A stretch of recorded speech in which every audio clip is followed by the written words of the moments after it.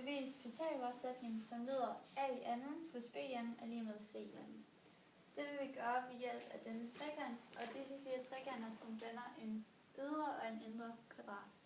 Nu vil Marie så bevise det. Jo. Den ydre firkant kan regnes på 2 måder. Vi starter med længde gange bredde, hvor vi så siger a plus b gange a plus b, og det giver så a i anden plus a, b plus b, a plus b i anden, som så kan forkortes ned til a i anden plus 2a b plus b i anden. Den anden måde, der regner vi trekanterne ud, så vi siger 4 gange a gange b divideret med 2 plus c gange c. Og det giver så 2a b plus c i anden. Nu er de 2 metoder så lige med hinanden, og vi kan så regne det ud.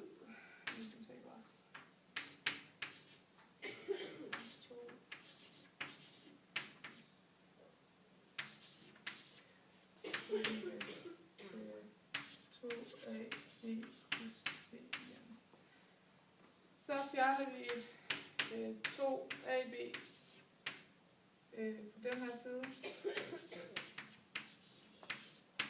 Det samme gør vi herovre.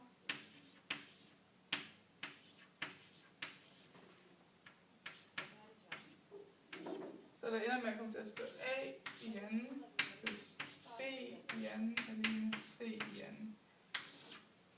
Og det er så beviset, men I vil lige fortsætte.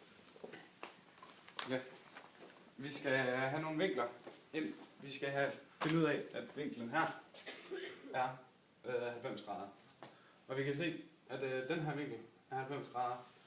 Og på den måde kan vi lave en lige vinkel, som er 180 grader. Her, her og her kalder vi så z, x og v. Og fordi at vi ved, at det er de samme trekanter, der ligger rundt her, så ved vi, at v også er herovre.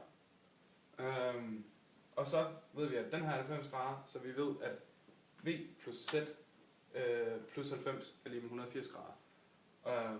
Og at vi ved, at det her er en lige vinkel, og det er 180 grader, så ved vi, at z plus x plus v er 180 grader. Og så hvis vi minuser de to, så er der 90 grader tilbage, lige med, at den her er 90 grader. Og på den måde har vi fået bevist Pythagoras sætning.